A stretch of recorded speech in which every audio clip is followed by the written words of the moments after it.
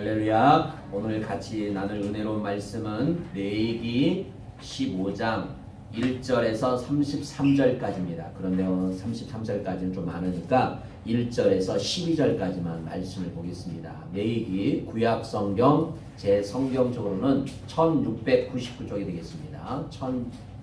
169쪽입니다. 죄송합니다. 169쪽 레위기 15장 1절에서 12절까지 우리 같이 천천히 하나님의 말씀을 읽도록 하겠습니다. 다 말씀을 잘 쓰면 아멘. 자, 같이 읽겠습니다. 시작. 여호와께서 모세와 아론에게 말씀하여 이르시되 이스라엘 자손에게 말하여 이르라. 누구든지 그의 몸에 유출병이 있으면 그 유출병으로 말미암아 부정한 자라.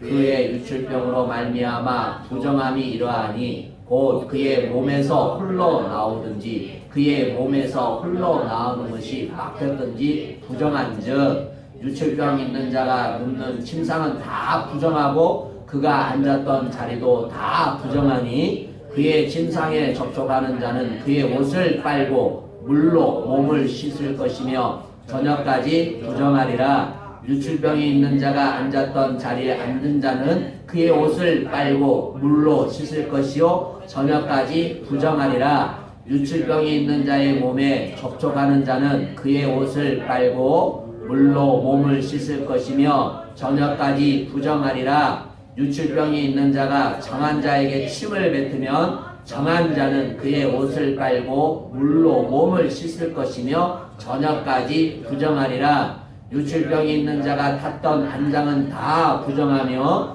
그의 몸 아래 닿았던 것에 접촉한 자는 다 저녁까지 부정하며 그런 것들을 옮기는 자는 그의 옷을 빨고 물로 몸을 씻을 것이며 저녁까지 부정하리라. 유출병이 있는 자가 물로 그의 손을 씻지 아니하고 아무든지 만지면 그의 자는 그의 옷을 빨고 물로 몸을 씻을 것이며 저녁까지 부정하리라. 유출병이 있는 자가 만지는 그릇은 깨뜨리고 나무 그릇은 다 물로 씻을지니라. 아멘. 자, 레위기 15장 전체를 오늘 다 읽지 않았지만 여러분이 오늘 말씀을 듣고 집에 가서 한 주 동안 레위기 15장의 말씀을 묵상하면서 읽으시면 오늘 말씀을 전하는 말씀이 여러분들에게 더 30배, 60배, 100배의 아름다운 열매를 맺을 줄로 믿습니다. 사랑하는 여러분, 우리 사랑하는 성도교회 성도들은 성령 충만하시기 바랍니다. 그리고 행복하시기를 주님의 축복합니다. 자, 여러분, 제가 우리 큰아들 임신했을 때 저희 사모님이 겨울에 한겨울에 찹쌀떡을 사주라고 그러더라고요. 찹쌀떡. 네, 근데 그때는 지금처럼 이런 편의점이 없었습니다. 그리고 저희가 사는 데는 좀 시골이라서 그런 찹쌀떡이 나온 시기가 아니었어요. 문이 다 닫은 시기였어요. 그것도 낮에 사오라고 하면 제가 갔다 왔을 건데 밤에 10시에 사오라고 그러는데 제가 그냥 자 그랬어요. 네. 그냥 자 그랬어요. 아마 시내에 어디 파는 곳이 있었으면 갔다 왔을 거예요. 그런데 제가 그냥 자 그런 얘기를 했거든요. 그런데 여자들이 만나면 그런 얘기를 하더라고요. 우리 조현웅 권사님은 혹시 그러진 않으시나요? 잘 살아주셨나요? 우리 이종수 사님이? 아니죠? 네. 그래서 어떤 사람이 그런 말을 하더라고요. 잠자리에 들기 전에 있었던 일인데 임신한 아내가 자기야 나 아이스크림이 먹고 싶어 우리 아기가 먹고 싶다는데 이렇게 말을 했어요. 근데 나 귀찮아서 남편이 그냥 자면 안 돼? 너무 늦었잖아. 이에 화가 난 아내가 그만둬 그러면서 사랑한다고 아기를 위해서 뭐든지 다 한다고 화를 내면서 투정을 부리기 시작했어요. 남편이 알았어 지금 갔다 올게 투덜거리며 나갔습니다. 나가는 남편에게 등 뒤에 자기야 딸기 아이스크림을 부탁해 하면서 이야기를 했어요. 뭘 사오라고요? 딸기 아이스크림. 네, 딸기 아이스크림. 잠시 후 돌아온 남편은 착각하고 아이스크림이 아닌 바나나 요플레를 들고 왔어요. 뭘 들고 왔다고요? 바나나 요플레. 네. 그러자 화가 난 아내는 소리를 빽 지르면서 가기 싫어하더니 잘고 이거 사왔어? 가기가 싫었더니 뭘 했어? 내가 가라고 할 때 좀 가서 좀 잘 좀 사오지. 가기 싫어하더만 막 딸기 요플레 사오라고 했잖아. 뭘 사오라고 했다고요? 처음에 뭘 사라고 그랬어 아내가? 네. 자기가 딸기 아이스크림 사오라고 그랬는데 금방 뭐 사왔다고요? 요 딸기 요플에 사오라고 했잖아요. 이렇게 했어요. 자기 자신도 무엇을 사오라고 했는지 잊어버린 거예요. 사람들이 이렇게 순간순간 깜빡합니다. 휴대폰을 들고 있으면서 휴대폰을 찾습니다. 안경을 쓰고 있는데 저도 가끔 안경이 어디 있지? 그렇게 느껴져요. 아무래도 우리의 삶에 잊어버린 것들이 상당히 많습니다. 나이를 먹으면 더 그런다고 하더라고요. 그런데 요즘에 젊은 애들도 마찬가지더라고요. 우리 조카가 있지만 우리 조카 큰 조카가 있는데 주원이라고 말을 하면 실명이라서 그렇지만 우리 주원이도 깜빡깜빡하거든요. 물건을 잘 놓고 다녀요. 근데 그런 사람도 있고 안 그런 사람도 다 있어요. 그런 것처럼 저도 안경을 쓰고 나서 안경이 어디 있지? 핸드폰을 주머니에 넣고 해서 핸드폰을 찾으러 다니고 그럴 때가 있습니다.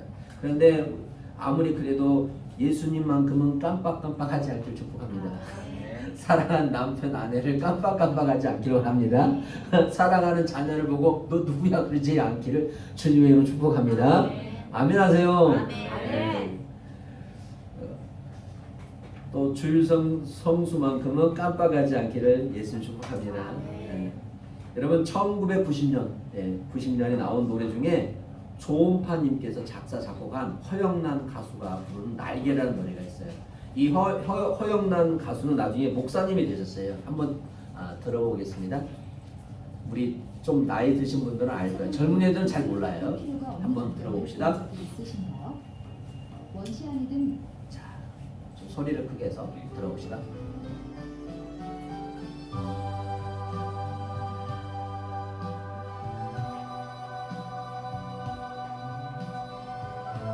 자, 가사를 잘 보세요. 일어나라 아이야 다시 한번 걸어라 뛰어라 젊은이 꿈을 꿔라.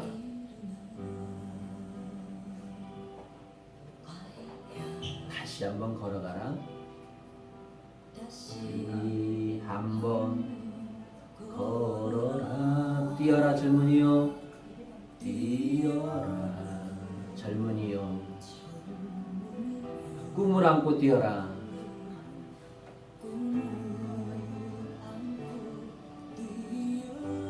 나라라 나라라 나라라 전 잘 불러요.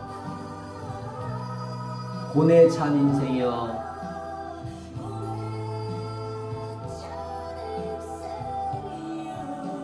일어나 뛰어라 눕지 말고 날아라.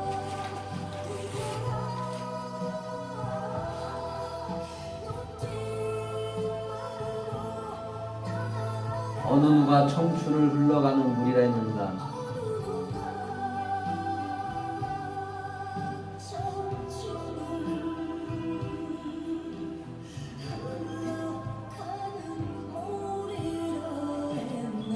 어느 누가 인생을 떠도는 구름이라 했나.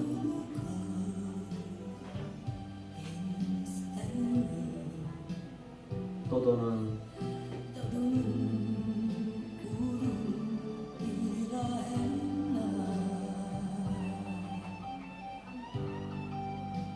됐습니다. 여러분 가사를 보면 일어나라 아이야 다시 한번 걸어라 뛰어라 젊은이여 꿈을 안고 뛰어라 날아라 날아 고뇌 찬 인생이여 일어나 뛰어라 눕지 말고 날아라. 가사가 너무 좋죠. 그죠? 우리는 날개를 활짝 펴서 일어나야 됩니다. 할렐루야. 하나님께 주신 믿음의 날개를 활짝 펴서 일어나서 뛰어야 됩니다. 주님께 주신 우리의 시간을 가지고 활짝 일어나서 뛰어야 됩니다. 우리는 다시 한번 일어나서 믿음의 날개를 활짝 펴서 다시 뛰어봐야 됩니다. 사랑하는 여러분, 우리의 삶이 만만치 않습니다. 우리의 삶이, 우리의 직장, 사업장, 신앙생활이 만만치 않습니다.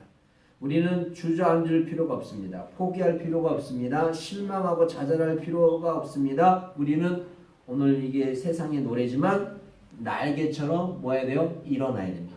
할렐루야. 우리는 날마다 믿음으로 뭐 해야 됩니까? 일어나야 됩니다. 주저앉으면 안 됩니다. 일어나시기를 예수님 축복합니다. 여러분의 가정이 축복으로 일어나시고 은혜로 일어나시고 기도로 일어나시고 사랑으로 일어나는 복된 하나님의 사람들 되시기를 예수 이름으로 축복합니다.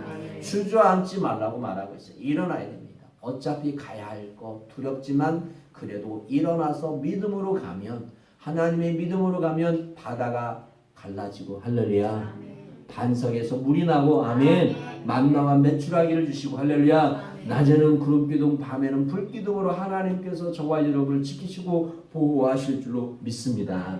그렇기 때문에 우리는 다시 일어나서 하나님 앞에 뛰어서 나가야 될 줄로 믿습니다. 하나님은 정결과 부정을 분명하게 구분하시는 분이에요. 하나님은 100%여야 돼요. 하나님 자신이 완벽하고 완전하고 거룩하시고 정결하신 분이기 때문에 하나님의 모든 것들은 100% 완벽하기를 원하세요. 하나님 앞에서 100% 완벽해야만 정결하다고 오늘 성경은 이야기하고 있어요. 100%에서 0.001%라도 빠져서 99.99라도 하더라도 그 0.001 때문에 정결하지 못하고 부정하게 된다는 거예요.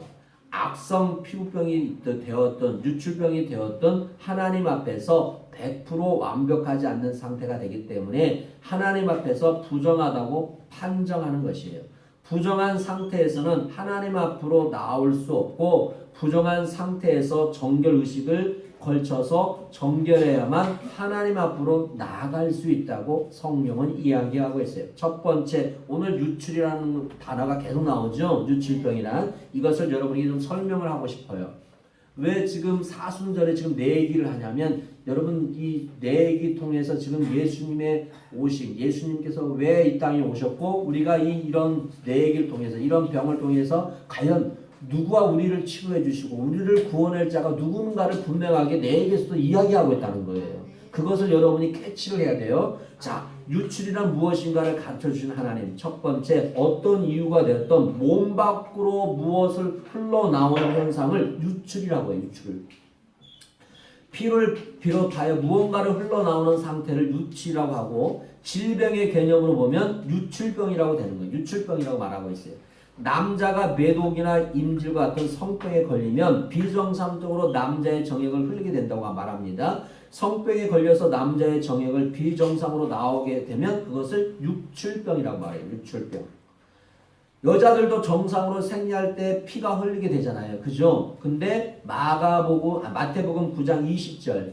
마태복음 9장 20절 보세요. 자, 읽겠습니다. 시작. 12해 동안이나 혈중하는 여자가 예수의 뒤로 와서 그 옷가를 만지니. 자, 마가복음 5장 25절. 시작. 12해를 혈중으로 알아온 여자가 있어. 누가복음 8장 43절. 이에 12해를 혈중으로 아는 중에 아무에게도 고침을 받지 못한 여자가. 누가복음 8장 44절. 예수의 뒤로 와서 그의 옷가에 손을 내니 혈중이 즉시 그쳤더라. 자, 보세요. 혈우증 여인처럼 비정상적인 생리현상을 일으키는 경우가 무슨 병이다? 유출병이에요. 유출병. 이것을 유출병이라고 하는 거예요. 네. 이것을 질병의 개념으로 보면 유출병이라는 거예요. 아주 약간이라도 상처를 입어도 피를 흘릴 수 있어요. 종기가 생기고 종기가 골마 터지고 피가 섞어서 고름이 질질 흘리게 됩니다. 몸에서 무언가 흘리는 이유는 매우 다양하게 나타날 수 있죠. 그야말로 질병에 걸려서 피를 흘리는 경우도 있고요. 아주 작은 상처라도 생겨서 피를 흘리는 경우도 있고 목이나 곤충에 물려서 피를 흘릴 수도 있어요. 이런 저런 상황에서 무언가를 흘리게 되면 그 상태를 뭐라고 말한다? 부정이라고 오늘 레위기 15장에서 이야기하고 있다는 거예요. 피가 아니더라도 비정상적으로 하나님께서 만들어주신 몸에서 무엇이든지 됐든 흘리는 상태를 유출이라고 정의하고 있고 뭐라고 정의하고 있다? 유출. 비정상으로 흘리는 상태를 뭐라고 말한다? 유출병이라고 말한다. 아멘. 두 개로 구분하셨죠? 자, 이런 상태를 부정한 상태라고 하나님은 우리에게 뭐하고 있다? 가르치고 있다. 피를 흘리지 않는 사람이 누가 있을까요? 남자들은 잠을 자면서 자연스럽게 뭘 합니까? 몽정을 하게 합니다. 몽정을 합니다. 성장하여 어린이 되고 여자들은 생리하면서 성장하여 여인이 되는 거죠. 성장하는 과정에서 자연스럽게 몽정을 하거나 생리를 하면서 자라는 것인데 몽정을 하지 않거나 생리를 하지 않는 사람이 있다면 그 사람은 비정상이죠. 그런데 하나님은 몽정도 생리도 하나님 앞에서 부정한 상태라고 판정을 하셔요. 부부가 서로 사랑의 관계를 맺더라도 여인이 생리 중에 관계를 맺으면 부정하다고 정의하고 있어요. 그래서 성경에서는 여자가 생리할 때 부부 관계를 맺지 말라고 성경은 이야기하고 있어요. 단순하게 피를 흘리는 것뿐 아니라 생리, 몽정까지 모든 것을 부정한 상태라고 판정하고 있고요. 그러니 하나님의 백성으로 태어나서 하나님의 백성으로 살아가는 가정에서 필연적으로 유출을 하기 때문에 하나님 앞에 부정하지 않는 사람이 다 한 사람도 있다 없다? 없다. 그래서 모든 사람은 하나님 앞에 뭐다? 죄인이다. 이것을 레위기 15장에서는 이야기하고 있다는 거예요. 자, 이해가 가시면 아멘.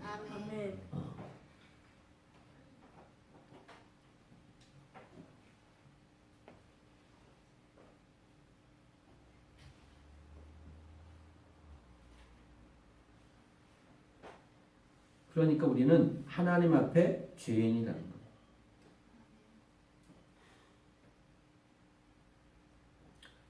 어떤 경우든 하나님께서 만들어주신 몸에서 그것이 무엇이 됐든 몸 밖으로 무언가를 흘리게 되면 그 상태가 부정한 상태라고 이야기하고 있어요. 그러기에 모든 사람은 하나님 앞에 부정한 상태가 되는 거예요.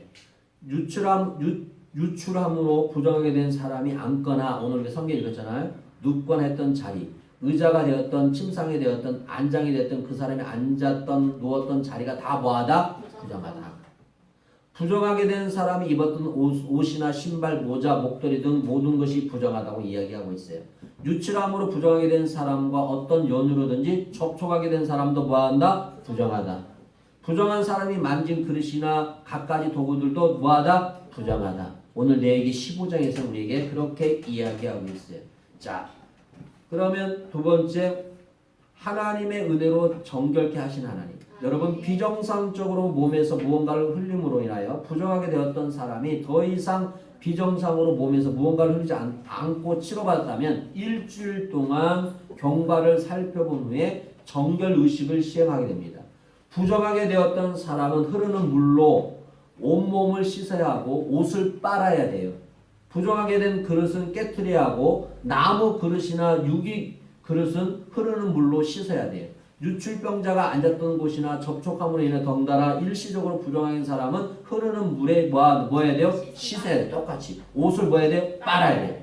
자, 흐르는 물, 옷을 빨아야 된다. 다시 잘 보세요. 흐르는 물로 씻는 것이 하나님의 은혜라는 것이에요. 고인물이 아니라 흐르는 물. 그러니까 하나님의 은혜는 멈춰 있는 게 아니에요. 흘러요. 창세전부터서 예수님이 오시는 그날까지 물은 뭐한다? 흐른다. 흐른다. 흐른다. 그래서 하나님의 은혜예요. 곧 샘물, 강물, 냇물, 빗물은 다 하나님의 은혜를 의미하고 있어요. 샘물, 강물, 냇물, 빗물. 부정하게 된 사람은 하나님의 은혜가 흘러 넘치는 물로 씻으면 하나님의 은혜로 뭐하게 된다? 정결케 된다.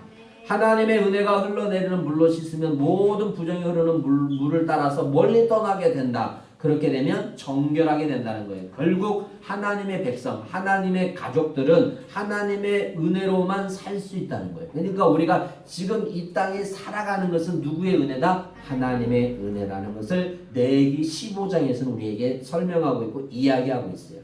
신앙인들이 살아갈 수 있는 유일한 길은 오직 하나님의 은혜로만 살아갈 수 있어요. 그래서 에베소서 2장 8절에 이렇게 이야기하고 있어요. 너희가 그 은혜로 인하여 믿음으로 말미암아 구원을 얻었나니 이것이 너희에게서 난 것이 아니야 하나님의 뭐다? 선물이다. 여러분 디도서 2장 11절은 그렇게 이야기하고 있어요. 모든 사람에게 구원을 주시는 하나님의 은혜가 나타나 이렇게 이야기하고 있어요.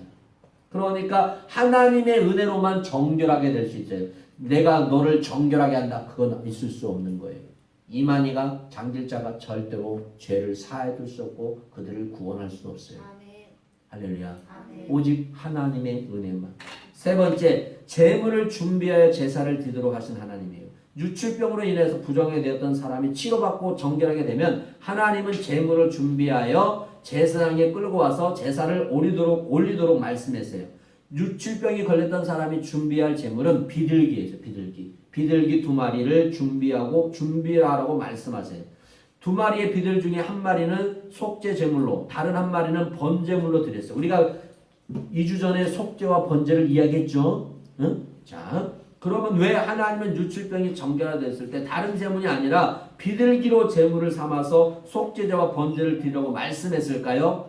양이나 염소나 또 소 또는 고운 가루를 제물로 준비하여 제사를 올릴 수 있는데 왜 유출병에 걸렸던 사람은 비둘기로 제물을 삼으라고 말씀했을까요? 여러분, 비둘기는 죽이지 않고 산채로 가지고 와서 번제단에 목을 비틀어서 잡으면서 모의 주머니나 내장, 진영 밖으로 버리고 속죄제와 번제를 드리는 제물이에요. 그러나 살아있는 비둘기를 번제단에서 가지고 와서 비틀어 죽이면서 제사를 드리는 것은 유출병이라는 병을 죽을 병이 아니라는 증거예요.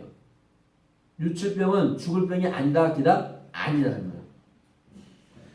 성병이나 혈류증 같은 질병은 수치스러운 질병이지 죽고 사는 생사의 갈림길에 놓인 질병은 아니라는 거예요.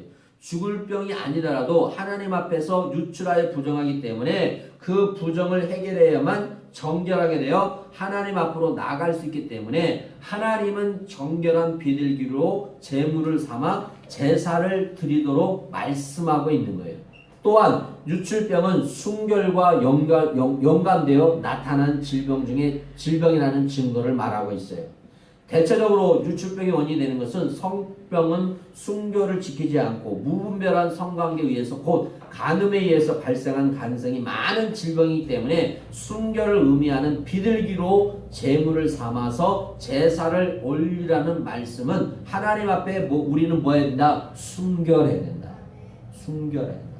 순결한 신부가 되어라 우리에게 이야기하고 있죠. 거룩한 하나님의 백성에 찾을 수 있는 트레이마크는 바로 순결에서 찾을 수 있다는 거예요. 그러니까 우리는 순결한 신부가 되어야 될 줄 믿습니다. 네 번째, 오직 예수 그리스도의 보혈만이 유일하게 정결하는 기름을 부어주시는 하나님이에요. 어떤 경우가 되었든 사람이란 존재는 유출하지 않는 사람은 단 한 사람도 없어요. 제사장도 사람이기 때문에 당연히 유출해요. 대제사장의 가족들도 당연히 사람이기 때문에 유출해요. 제사장이라고 해서 부정하지 않은 것이 아니에요. 어떤 직분을 받았든지 어떤 지혜에 있든지 사람이란 존재는 당연히 유출하기 때문에 부정한 존재입니다. 부정한 존재는 정결해야만 하나님 앞으로 나갈 수 있기 때문에 반드시 정결의식을 수행하도록 말씀하고 있어요. 아무리 흐르는 물에 목욕하고 빨래를 한다 하더라도 일시적인 정결을 될 수는 있지만 계속성, 연속성을 지닌 정결성은 될 수가 없어요. 언제나 일시적 정결, 한정적인 정결 의식이 될 수밖에 없다는 거예요. 그렇기 때문에 영원한 정결, 연속성을 지닌 정결의 상태가 되려면 다른 방법을 찾아야 한다는 거예요. 영원하고 연속성을 지닌 정결을 이루는 것은 오직 누구만 있어요? 예수 그리스도의 보혈, 예수의 십자가의 보혈밖에 없는 줄로 믿습니다. 할렐루야. 그래서 예수님께서 우리 죄를 위하여 이 땅에 오셔서 뭐하여? 우리 죄를 위해서 뭐하셨어요? 십자가에 뭐하셨습니까? 죽으셨습니다. 죽으셨어요. 하나님의 아들 메시아 예수 그리스도의 십자가에 흘리신 마지막 피 한 방울과 물을 믿는 믿음으로 하나님 앞에 완전하게 정결할 수 있어요. 사람 스스로 정결되는 것은 아니라 예수 그리스도의 십자가의 보혈로 믿는 믿음으로 정결한다고 선포하고 있어요. 그래서 이사야 53장 보겠습니다. 이사야 53장 4절 6절 시작. 그는 실로 우리의 질고를 지고 우리 슬픔을 당하였거늘 우리는 생각하기를 그는 징벌을 받아 하나님께 맞으며 고난을 당하였나 하노라. 5절 그가 찔림은 우리의 허물을 입으며 그가 상함은 우리의 죄악을 일함이라. 그가 징계를 받음으로 우리는 평화를 누리고 그가 채찍에 맞음으로 우리는 나음을 받았도다. 우리는 다 양 같아서 그를 행하여 각기 제 길로 갔거늘 여호와께서는 우리의 모든 죄악을 그에게 담당시키셨도다. 아멘.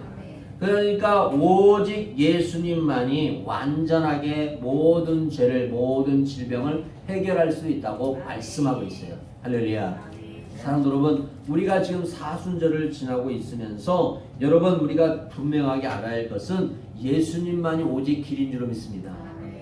아멘. 이 세상에 아무런 길도 없습니다. 오직 예수님만이 온전한 길임을 우리가 알고 그 예수님을 우리가 따라가야 될 줄로 믿습니다. 그러면 우리가 정결한 삶을 살기 위해서는 어떻게 해야 되냐? 첫 번째, 예수 그리스도를 믿음으로 고백해야 됩니다.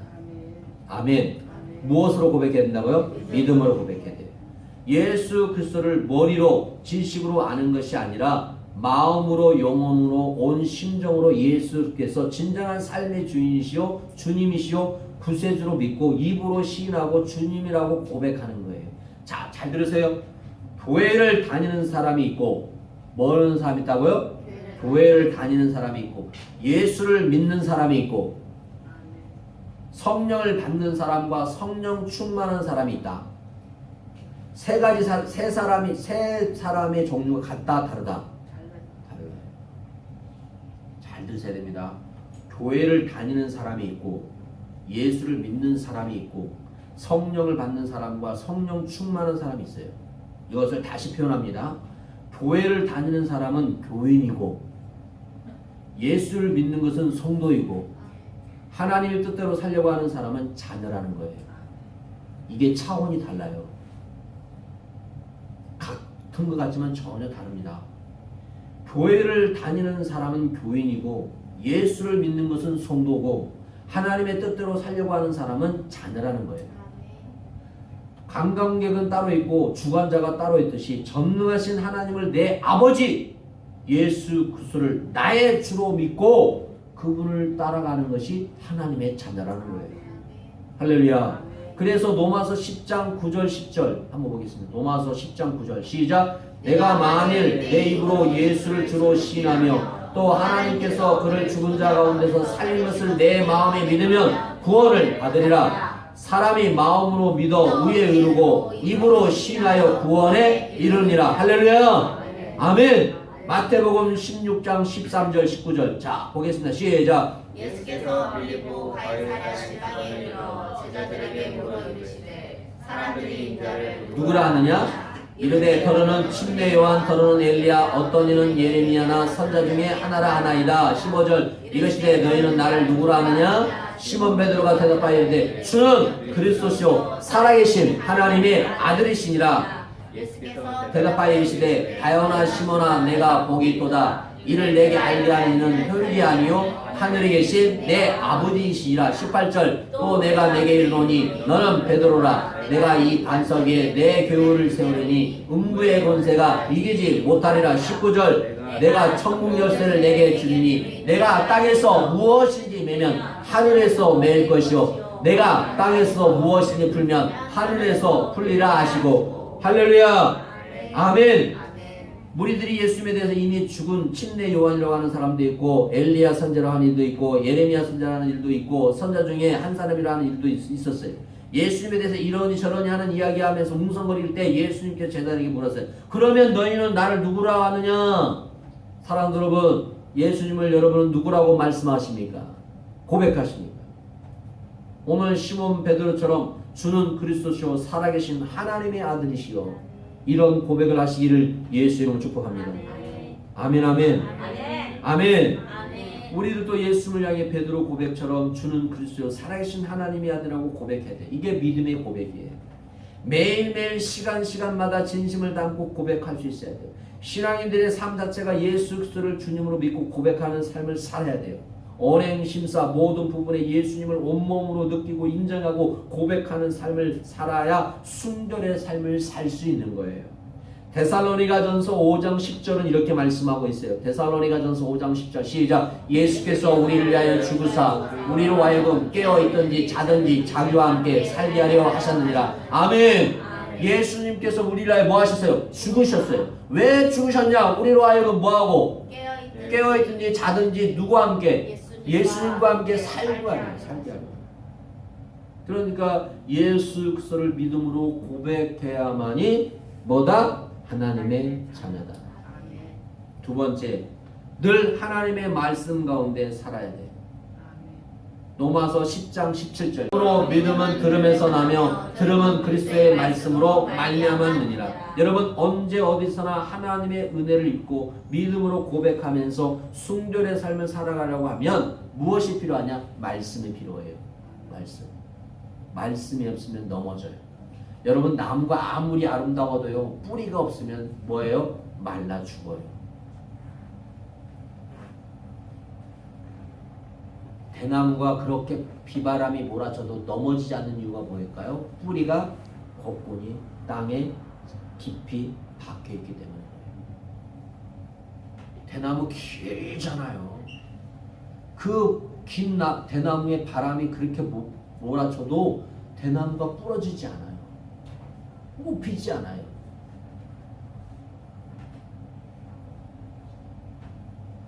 예수 그리스도를 주님이라고 고백하는 믿음의 삶을 산다고 하면서 하나님의 말씀을 모른다면 제대로 신앙생활을 할 수 없는 거예요. 신앙생활의 근본은 하나님의 말씀에 있어요. 할렐루야.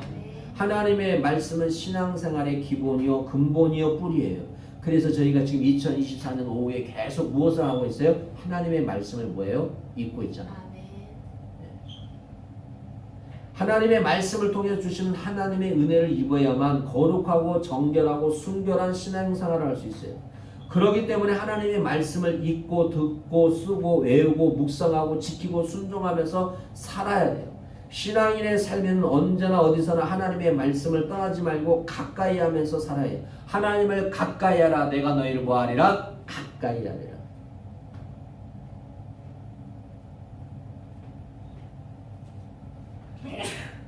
앉으나 서나 걸으나 뛰나 공부를 하거나 일을 하거나 설거지하거나 무엇을 하든지 신앙인의 마음과 영혼과 손에는 하나님의 말씀을 붙들어야 됩니다. 앉으나 서나 당신 생각만 하지 마시고, 앉으나 서나 돈 생각만 하지 마시고,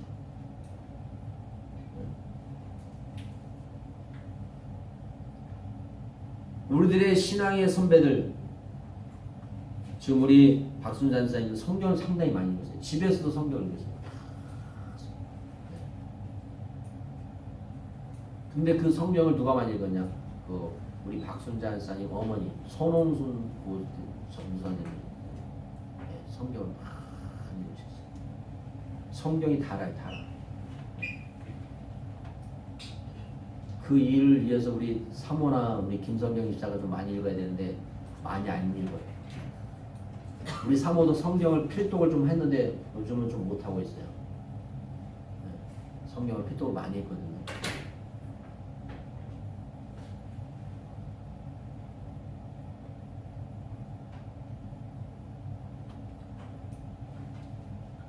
저희 신앙 선배들은 성경을 읽거나 듣지 않으면 일하지도 않고 밥 먹지도 않을 정도로 하나님의 말씀과 함께 살려고 애쓰며 살았던 분들이 많아요. 그분들은 늘 성경을 가까이 하며 살았죠. 우리 신앙인들도 신앙의 선배들이 걸어갔던 신앙인 자세를 조금이라도 닮아가려고 노력하고 애써야 될 줄로 믿습니다. 하나님의 말씀을 지키고 순종하는 삶을 살아가는 신앙인은 당연히 순결하고 거룩한 삶을 살게 됩니다.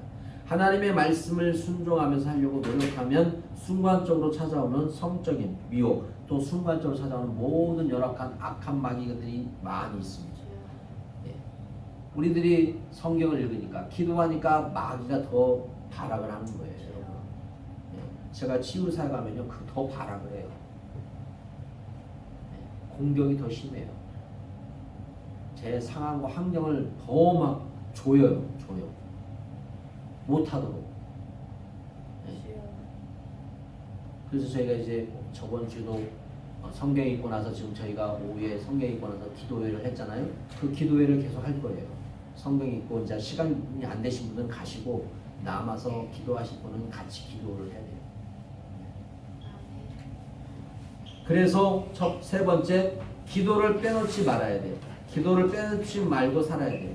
데살로니가전서 5장 16절 18절 읽겠습니다. 데살로니가전서 5장 16, 18절씩. 데살로니가전서 안 써졌나요? 네.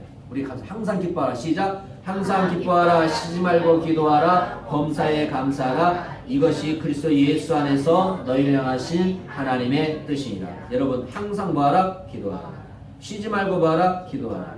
순간에 찾아오는 모든 위협, 모든 시험, 어려움을 이겨낼 수 있는 힘은 바로 뭐다? 기도의 힘이에요. 아멘. 기도해야 됩니다. 마태복음 26장 41절. 자, 시작. 시험에 들지 않게 깨어 기도하라. 마음에는 원이로되 육신이 약하다 하시고. 자, 마가복음 14장 38절. 시작. 시험에 들지 않게 깨어 있어 기도하라. 마음에는 원이로되 육신이 약하다 하시고. 골로새서 4장 2절. 시작. 기도를 계속하고 기도에 감사함으로 깨어 있으라. 자, 보세요. 기도를 뭐하라? 계속하라. 그리고 기도에 뭐하라? 감사함으로 기도하라. 신앙인의 삶을 살면서 기도를 빼놓으면 신앙인의 삶이 아니에요. 신앙인의 삶은 시도 때도 없이 기도하는 삶을 살아야 돼요. 기도는 하나님의 백성들이 최고 누릴 수 있는 특권 중에 특권이에요. 기도는 하나님의 백성으로 마땅히 할 의무요 권리요 특권이에요.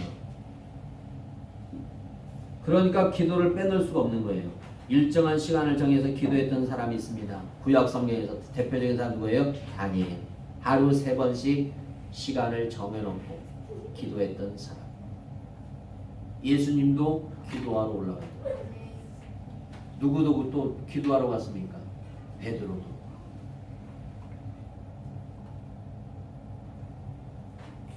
언제 어디서나 시간을 정해놓지 않고 무시로 짜투리를 시간을 하기 위해서 기도할 수 있어야 돼요. 여러분 가정에서도요. 조용히 앉아서 식탁에 앉든지 침대에 앉든지 조용하게 기도를 할 수 있어야 돼요. 학교에서도 마찬가지예요. 그런 기도의 시간이 가장 아름다운 거예요. 또 어떤 사람들은 일정한 시간을 정해놓고 기도할 수도 있어요. 시간을 정하지 않고 무시로 기도하는 신앙인도 있어요. 그래서 에베소 6장 18절 이렇게 말씀하고 있어요. 에베소 6장 18절 시작. 모든 기도와 간구를 하되 항상 성령 안에서 기도하고 이를 위하여 깨어 구하기를 항상 힘쓰며 여러 성도를 위하여 구하라. 아멘. 잘 다시 한번 읽겠습니다. 시작. 모든 기도와 간구를 하되 항상 성령 안에서 기도하고 이를 위하여 깨어 구하기를 항상 힘쓰며 여러 성도를 위하여 구하라. 아멘. 잘 보세요. 항상 성령 안에서 뭐하라? 기도하라. 이게 어떻게 기도하라? 성령 안에서. 성령 안에서 항상 기도하고 이를 깨워서 구하기를 항상 힘쓰며. 여러분 그럴 때 성도를 위해서 뭐하라? 기도하라. 교회를 위해서 기도하고 목사님을 위해서 기도하고 우리 성도들의 자녀를 위해서 기도하고 내 남편과 내 아내를 위해서 내 자녀를 위해서 손자 손녀를 위해서 나라를 위해서 뭐하라? 기도하는 자라고 대하라고 성경은 말씀하고 있어요. 우리 사랑하는 선별교회는 반드시 이 기도를 지속적으로 해야 될 줄 믿습니다. 하나님이 오시는 그날까지 해야 될 줄 믿습니다. 여러분이 이곳이 아니고 다른 곳에 있을지라도 이 기도는 빼놓으면 안 됩니다. 어느 곳에 있든 간에 기도해야 됩니다. 여행을 가서도요, 조용하게 여행 가서 막 그거 아니라 마음껏 즐기면서 조용히 시간에 잠깐 앉아서 묵상할 수 있잖아요. 기도할 수 있는 거예요. 기도하는 겁니다. 이게 얼마나 아름다운지 모르겠어요. 마지막 4번째, 하나님 앞에 순결한 영으로 살아야 돼요. 아무리 일반 사회에서 정조의 개념도 순결의 개념도 많이 사라지고 성적으로 문란한 시대에 살고 있더라도 신앙인의 삶은 일반 사회인의 삶과 뭔가 달라도 달라야 돼요. 그러기에 신앙인의 삶은 일반 사회적인 현상에 따라 사는 것이 아니라 하나님 앞에서 순결을 지키면서 살아가야 돼요. 아무리 순결 지키는 것에 대하여 무관심한 사회일지라도 신앙인은 하나님 앞에 살아가는 하나님의 거룩한 백성이기 때문에 자신의 몸을 창기나 창녀처럼 학대하는 것이 아니라 자신의 몸을 아주 소중하게 여기면서 하나님의 거룩한 영이 임재하시는 성전이라는 확신을 가지고 거룩한 성전답게 살아가야 돼요. 할렐루야. 그래서 우리는 동성애를 반대합니다. 아멘. 동성애를 반대합니다. 동성애를 반대합니다.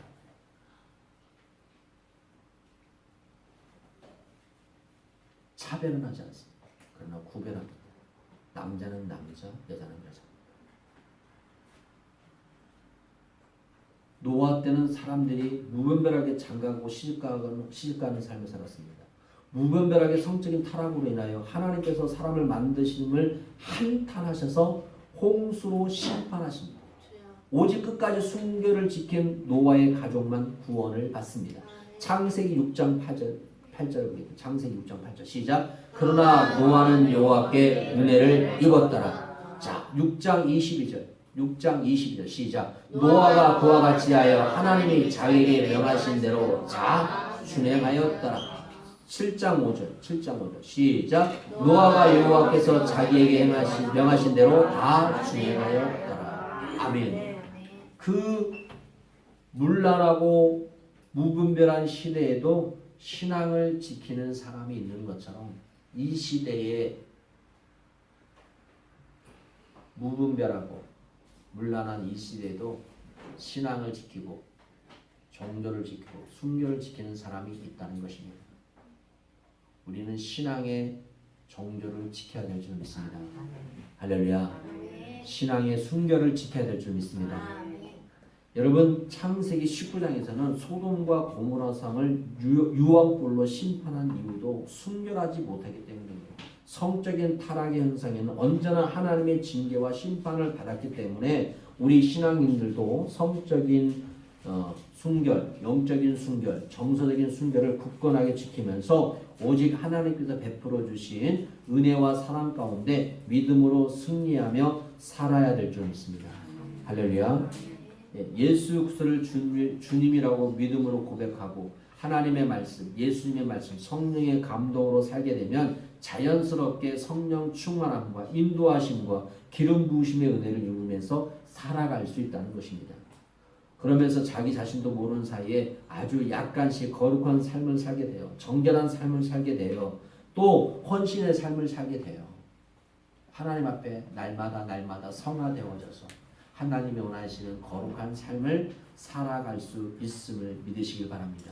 사랑하는 여러분, 순간순간 악한 마귀, 사탄, 어둠의 세력이 신앙인들을 넘어뜨리려고 올무와 시험을 놓는 또 성적인 타락길에 또 여러 가지 길이 있습니다. 그것들을 우리가 잘 아시고 우리의 힘으로는 되지 않습니다.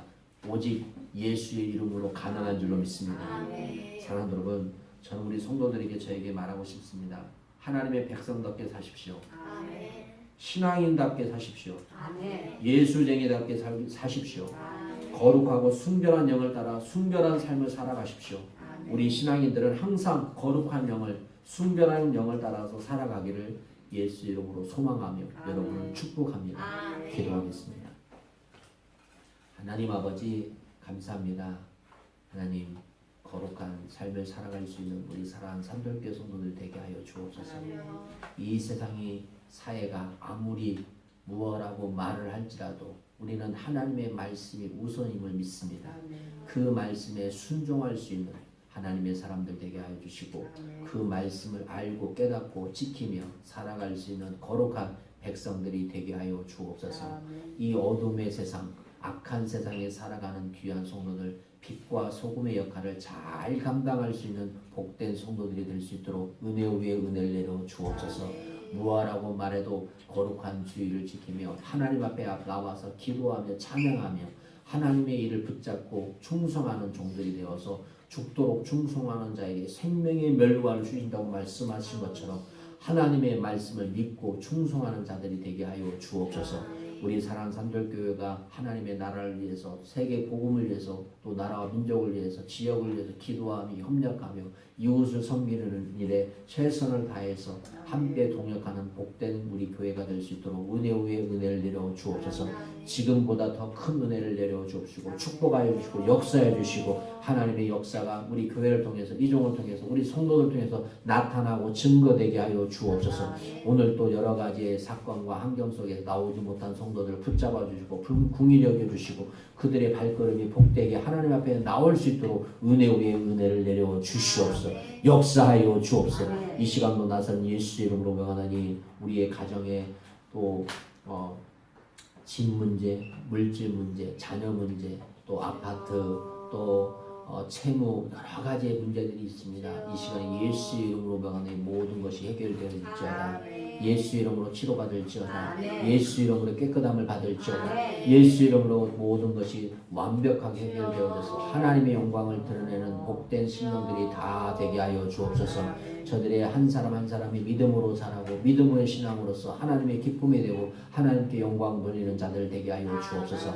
특별히 우리 귀한 자녀들에게 하나님의 지혜와 능력을 덧입혀 주셔서 세상에 감당치 믿음의 사람들 되게 하여 주셔서 하나님 저들이 세계를 위해서 나라를 위해서 또 민족을 위해서 지역을 위해서 부모에게 기쁨과 영향력을 끼치는 복된 자녀들 다 되게 하여 주옵소서. 이 시간도 하나님 앞에 갖가지 예물을 드렸습니다. 하나님 것을 인정하며 드렸습니다. 주님 것인 줄 알고 드렸사오니 주여 이 시간도 하늘문을 여시고 누르고 흔들어 넘치는 역사가 저들의 삶의 가정에 나타나게 하여 주옵소서. 물질로 인하여 어려움 당하지 않도록 주님 축복하여 주옵소서. 마음껏 쓰고 누리며 하나님께 드리며 또 많은 이웃을 섬길 수 있도록 주여 축복하여 주옵소서. 역사하여 주옵소서. 복의 근원이 되게 하여 주옵소서. 축복의 근원이 되게 하여 주옵소서. 은혜의 근원이 되게 하여 주시옵소서. 주님 모든 걸 주 앞에 감사드립니다. 이제는 주 예수의 은혜와 하나님의 사랑하심과 성령의 교통하심이 예수 안에 모든 것이 해결됨을 믿는다고 고백하는 저들의 신앙 가운데, 가정 가운데, 직장과 사업장 가운데, 우리 교회 가운데, 이 나라 민족 가운데, 전 세계 가운데 지금부터 영원토록 함께할지어다. 아멘.